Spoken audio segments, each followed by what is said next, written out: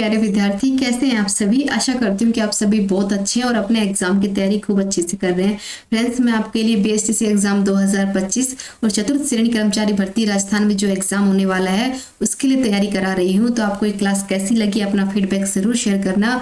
Question बहुत important है, तो जरूर इस पूरी क्लास को अच्छे से देखना। और जितने क्वेश्चन मैं आपको करा रही हूँ ये कहीं ना कहीं एग्जाम के अंदर रिपीटेड क्वेश्चन है, तो क्वेश्चन को ध्यान से देखना। तो चलिए स्टार्ट करते हैं कि फ्रेंड्स, ये क्वेश्चन मैंने आपको कल कमेंट में दिया था, तो बताइए किस किसने इसका सही आंसर किया था। तो बताओ, राजस्थान में किस जिले में तांबा का प्रगलक सैलेमीटर स्थित है। तो क्या बताया था, देखो बहुत कम लोगों ने कमेंट किया, इसका था झुंझुनू। ऑप्शन नंबर 3 इसका राइट आंसर होगा और बहुत कम लोगों ने आंसर किया था। तो राजस्थान किस जिले में है, झुंझुनू जिले में, तांबा के लिए।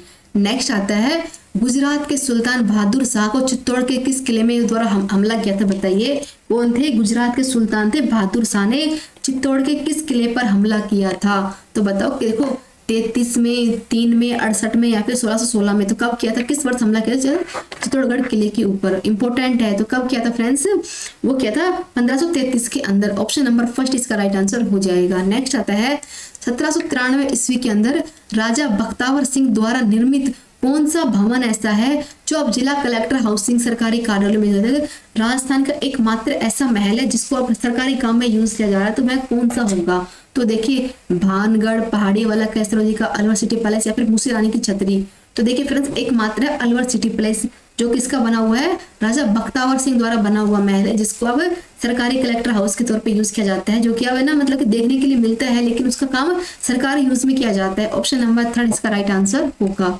नेक्स्ट आता है, किस शहर के भील शासक को पराजित करने के बाद जगमाल सिंह ने स्वयं को महारावल का ताज पहनाया था। बताइए कि ऐसा कौन सा शासक था जिसने मतलब कि को भील का शासक ने पराजित करके जगमाल सिंह ने खुद को ही महारावल का ताज पहना। देखो कहाँ का था, देखो टोंक, कोटा, बांसवाड़ा, डूंगरपुर। तो वह कहाँ से बिलोंग करता बताना है, तो कहाँ से था फ्रेंड्स, वो था बांसवाड़ा से। ऑप्शन नंबर 3 हो जाएगा कि बांसवाड़ा का था, जिसने मतलब कि खुद को मतलब कि जगमाल सिंह को खुद को महारावल का ताज पहना दिया था। नेक्स्ट आता है, राणा राज सिंह के मेवाड़ के समकालीन था। तो बताइए राणा राज सिंह के टाइम पर कौन था, अकबर, जहांगीर, औरंगजेब या फिर कोई नहीं। तो कौन था फ्रेंड्स, वो था औरंगजेब। ऑप्शन नंबर 3 हो जाएगा कि राणा राज सिंह के टाइम पर कौन था, औरंगजेब।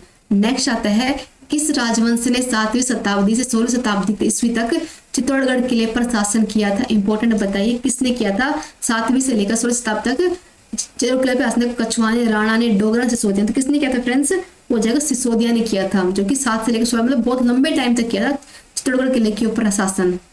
नेक्स्ट आता है, 1939 करौली प्रजामंडल की स्थापना किसने की थी। इंपॉर्टेंट है, जो करौली प्रजामंडल है इसकी स्थापना किसके द्वारा की गई थी। तो ठाकुर पूर्ण सिंह, हुकम सिंह, त्रिलोक चंद्र माथुर या फिर नारायण सिंह। तो किसके द्वारा की गई थी, तो इसका आंसर बता दीजिए। तो किसने की थी फ्रेंड्स, त्रिलोक चंद्र माथुर ने। ऑप्शन नंबर 3 इसका राइट आंसर होगा। नेक्स्ट आता है, उदयपुर में राजस्थान परिषद संस्थापक कौन थे। बताइए उदयपुर में पूछा गया राजस्थान परिषद के संस्थापक कौन थे, शांता द्विवेदी, कृष्ण व्यास, लक्ष्मी देवता काबरा या फिर कमला स्वामी वर्धन।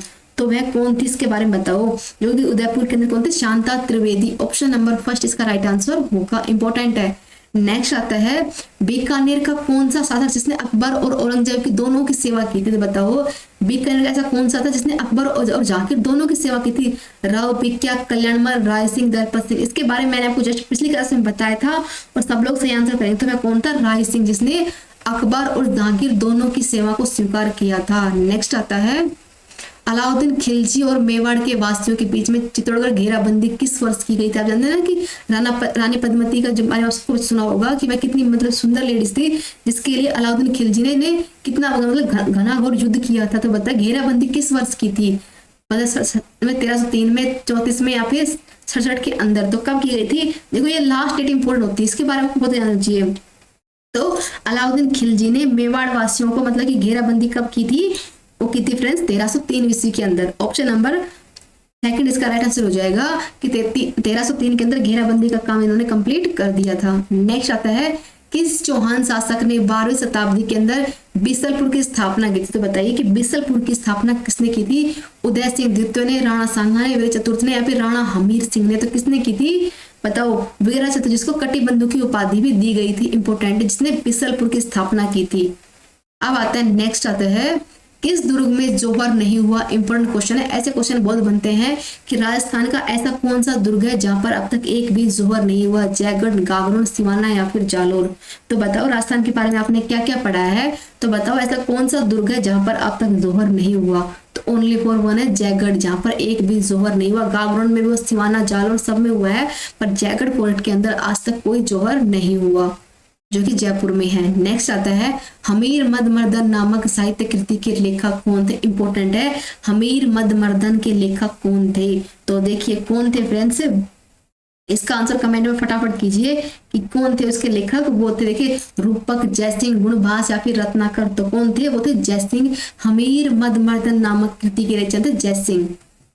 नेक्स्ट आता है किस चित्रकला शैली को पुरुषों के चेहरे पर चोट लगे हुए चेचक के दाग प्रदर्शित किए गए हैं? इंपॉर्टेंट है, ऐसी कौन सी शैली जिसमें ये बताया गया था कि पुरुषों के चेहरों पर चोट व चेचक के दाग बनाए गए थे? तो देखो बूंदी, मेवाड़, अलवर या फिर जयपुर। तो कहाँ की थी फ्रेंड्स? वो थी जयपुर की ऐसी थी जिसमें ऐसा दिखाया गया था कि पुरुषों के चेहरे खराब करके उन पर मतलब चेचक के दाग दिखाए गए थे।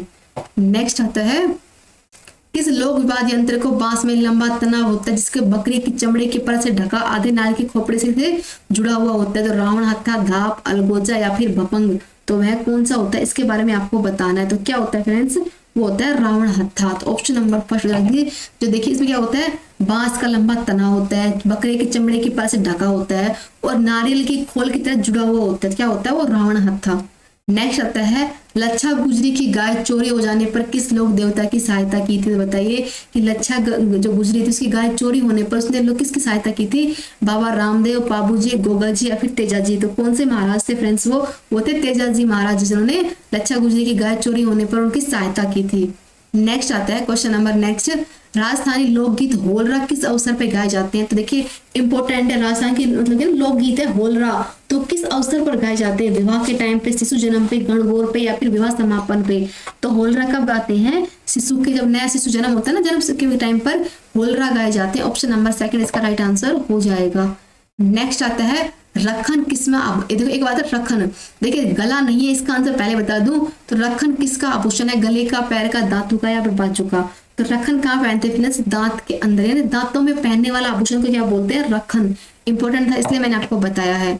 नेक्स्ट आता है राजस्थान के किस किले में त्रिनेत्र गणेश जी का मंदिर स्थित है? इंपॉर्टेंट है, राजस्थान के अंदर देखो कितने भी गणेश जी के मंदिर हैं, उनके बारे में हर मंदिर की एक अलग विशेषता होती है। तो बताइए त्रिनेत्र गणेश जी का मंदिर कहाँ पर स्थित है? रणथंभौर, चित्तौड़गढ़, जालोर या फिर सिवाना? तो कहाँ पर हो जाएगा? रणथंभौर में क्या है? त्रिनेत्र गणेश जी का मंदिर स्थित है। क्लियर हो गया। नेक्स्ट आता है राजस्थान का कौन सा पर्यटन स्थल ऐसा जहाँ पे हिंदू मुस्लिम की एकता का प्रतीक माना जाता है? तो बताइए राजस्थान में ऐसा कौन सा ऐसा मतलब स्थल है जहाँ पर हिंदू और मुस्लिम दोनों जाकर पूजा मतलब उनकी एकता का प्रतीक माना जाता है? तो कौन से देवता? जैसे रामदेवरा, देलगौड़ा, नाथद्वारा या फिर रणकपुर? तो वह कौन सा था आपको ये बताना होगा। तो कौन सा? मतलब रामदेवरा एक ऐसा जगह थी जहाँ पर हिंदू मुस्लिम की एकता का प्रतीक माना जाता है। नेक्स्ट आता है भील समुदाय द्वारा कौन सा लोक नृत्य किया जाता है? इंपॉर्टेंट है, बताइए कि भील समुदाय द्वारा कौन सा लोक नृत्य किया जाता है? आग नृत्य, तेहरा ताली, गैर या फिर चरी? तो कौन सा किया जाता है? तुरंत आंसर कर दीजिए। तो क्या होता है? गैर नृत्य, जो कि भील समुदाय द्वारा किया जाता है। नेक्स्ट आता है कठपुतलियां बनाने के लिए किसकी लकड़ी का यूज होता है? इंपॉर्टेंट है, जो राजस्थान आपसे कठपुतली का डांस कितना फेमस है राजस्थान के अंदर, तो उन कठपुतली को बनाने के लिए किस लकड़ी का यूज होता है? आड़ू, नीम, पीपल या फिर तुलसी? तो किसका यूज होता है? देखो इंपॉर्टेंट है, एग्जाम में पूछ सकते हैं। कठपुतली बनाने के लिए आड़ू की पेड़ की लकड़ी का यूज किया जाता है, जिसकी कठपुतलियां बनाई जाती हैं। यानी ऑप्शन नंबर फर्स्ट इसका राइट आंसर हो जाएगा। नेक्स्ट आता है राजस्थान में मानसून का जुआ किसे कहा जाता है? यानी मानसून का जुआ किसे कहते हैं? देखो आप सब अच्छे से जानते हैं कि राजस्थान की देखो 80% फसल ऐसी जो कि पानी बारिश के ऊपर डिपेंड करती है, क्योंकि राजस्थान की ऐसी बहुत सारी जगह है जहाँ पर पानी की बहुत किल्लत है। इसी वजह से वो बारिश पर डिपेंड करती है। अगर बारिश हो गई तो फसल होगी, बारिश नहीं हुई तो फसल नहीं होगी, इसलिए बारिश को बोलते हैं मानसून का जुआ। अब बताइए बारिश किसके लिए इंपॉर्टेंट है? उद्योग में बारिश से कोई फर्क नहीं पड़ता, क्लियर हो गया। व्यापार में नहीं पड़ता, कोई नहीं, ओनली फॉर कृषि में फसल पड़ता है, क्योंकि बारिश अच्छी हुई तो खेती अच्छी होगी, किसान को फायदा होगा, और बारिश नहीं हुई तो मतलब कि खेती अच्छी नहीं होगी। तो मानसून जो किसे बोलते हैं? किसानों के लिए इंपॉर्टेंट होता है। नेक्स्ट आता है चूहों वाले मंदिर के नाम से मशहूर है, इस करणी माता का मंदिर कहाँ पर स्थित? देखो वहां पर क्या है? चूहे वहां पे खुले में घूमते हैं करणी माता के मंदिर में। तो करणी माता का मंदिर कहाँ पर हो बताना है, जयपुर, जोधपुर, अजमेर या फिर बीकानेर। तो राजस्थान में एकमात्र है जिसका मेला राजस्थान में मतलब कि साल में 2 बार मेला भरता है करणी माता का मेला, तो वो कहाँ पर है, बीकानेर के अंदर है। ऑप्शन नंबर 4 इसका राइट आंसर हो जाएगा। नेक्स्ट आता है, किस जिलों में अब तक कोई नदी नहीं है। तो बताइए, राजस्थान के देखिए ऐसे क्वेश्चन बनते हैं कि ऐसा कौन सी जगह है जहां पर कोई नदी नहीं है, जैसलमेर, बालोरा, जालौरा, बीकानेर, चूरू या फिर जोधपुर, पाली। तो बताओ राजस्थान का ऐसा कौन सा जिला है जहां पर कोई नदी नहीं है। तो एकमात्र 2 जिले हैं, बीकानेर और चूरू, जहां पर कोई नदियों का संगम नहीं है, कोई नदी ही नहीं है, संगम कहां से होगा। नेक्स्ट आता है, सोम कमला अंबा सिंचाई परियोजना राजस्थान के किस जिले में है। देखिए, सोम कमला अंबा सिंचाई परियोजना राजस्थान के किस जिले में होगी, डूंगरपुर, बांसवाड़ा, उदयपुर या फिर चित्तौड़। तो कहां पर होगी, वो होगी फ्रेंड्स डूंगरपुर के अंदर। ऑप्शन नंबर 1 इसका राइट आंसर हो जाएगा। नेक्स्ट आता है, भारत में टंगस्टन की एकमात्र खनन कहां पर स्थित है। तो देखिए, मैंने बताया था कि पूरे भारत के अंदर 80% खनिज है ना, वो कहां से जाता है, अपने राजस्थान में जाता है। तो देखिए, भारत के अंदर एकमात्र इसका मतलब है कि राजस्थान के अंदर ही है वो। तो राजस्थान के किस जगह पर है टंगस्टन की खनन। देखिए, शाहपुरा, डेगाना, मालदह, चौपासनी। तो कहां पर होगी फ्रेंड्स, डेगाना के अंदर है एकमात्र टंगस्टन की खनन, जो कि अपने राजस्थान में पड़ती है। नेक्स्ट आता है, अजमेर में की आना सागर झील किस नदी का पानी आता है। ऐसे क्वेश्चन बनते हैं कि जो अजमेर जो आना सागर झील है उसमें किस नदी का पानी आता है, बाड़ी, बेडक, साबी या फिर काकनी। तो किसका पानी आता है फ्रेंड्स, वो आता है बांडी नदी का पानी आता है आना सागर झील के अंदर। कंफ्यूज नहीं होना है, इससे इंपॉर्टेंट है, याद करना है हमें। नेक्स्ट आता है, राजस्थान में सर्वाधिक वन क्षेत्र वाला जिला कौन सा होगा। तो बताइए, सबसे ज्यादा वन किस जिले में है, कोटा, सवाई माधोपुर, डूंगरपुर या फिर उदयपुर। तो कहां पर हो जाएंगे, वो हो जाएंगे फ्रेंड्स उदयपुर के अंदर, जो कि बहुत ज्यादा वन अपने राजस्थान के उदयपुर के अंदर है। या फिर ये पूछे ना बंजर भूमि कहाँ है, तो वो जैसलमेर में होगी, लेकिन पूछे ज्यादा वन कहाँ है, तो वो उदयपुर होगा। नेक्स्ट आता है, रॉक फास्फेट की खनन कहाँ पर स्थित है राजस्थान। बताइए, अभी बता दें 80% खनन कहाँ पर राजस्थान में है। तो रॉक फास्फेट की खनन कहाँ पर है राजस्थान के अंदर, दरीबा, अगुचा, नाथों के पाल, जावर, झामर कोटड़ा। तो कहां पर हो जाएगी फ्रेंड्स, रॉक फास्फेट कहाँ है, झामर कोटड़ा। कंफ्यूज नहीं होना है, 4 इसका राइट आंसर होगा। नेक्स्ट आता है, राजस्थान की इसका सिंह द्वार किसे कहा जाता है। देखिए, अलवर, झुंझुनू, भरतपुर, जयपुर। तो राजस्थान का सिंह द्वार कौन सा है फ्रेंड्स, अलवर। ऑप्शन नंबर 1 इसका राइट आंसर हो जाएगा। नेक्स्ट इसका आंसर देखिए क्या होगा फ्रेंड्स, क्या बताया गया है, किस स्थल पर ताम्रवर्ती नगरी के नाम से जाना जाता है। तो बताइए, ताम्रवर्ती के नाम से किसको जानते हैं, राजस्थान की एकमात्र ऐसी जगह है जिसको ताम्रवर्ती नाम दिया गया है। तो कौन सी है, आहड़ सभ्यता। ऑप्शन नंबर 1 इसका हो जाएगा, जिसको ताम्रयुगीन सभ्यता भी कहा जाता है। नेक्स्ट आता है, किस शासक के प्रसिद्ध मंदिर में कल्याण जी का निर्माण कहते बताओ। फर्स्ट टाइम देखो, इसमें देखो कंफ्यूज नहीं होना है, देखो कुछ लोग कुछ बोलेंगे, कुछ लोग कुछ बोलेंगे, लेकिन फर्स्ट टाइम देखो एक तो मंदिर बनकर तैयार हो गया, एक इसी मंदिर की मरम्मत करवाई, यानी पूर्ण मतलब कि मरम्मत करने वाला कोई और है, बनाने वाला कोई और है। तो बनाने किस शासक ने टॉप में प्रसिद्ध कल्याण जी का जो मंदिर है उसका निर्माण करवाया था। किसने करवाया था, वो हो जाएगा राग दिगवा ने करवाया था। ऑप्शन नंबर 2 का हो जाएगा कि राग दिगवा ने कल्याण जी का मंदिर बनाया टॉप के अंदर, जो कि प्रसिद्ध मंदिर है।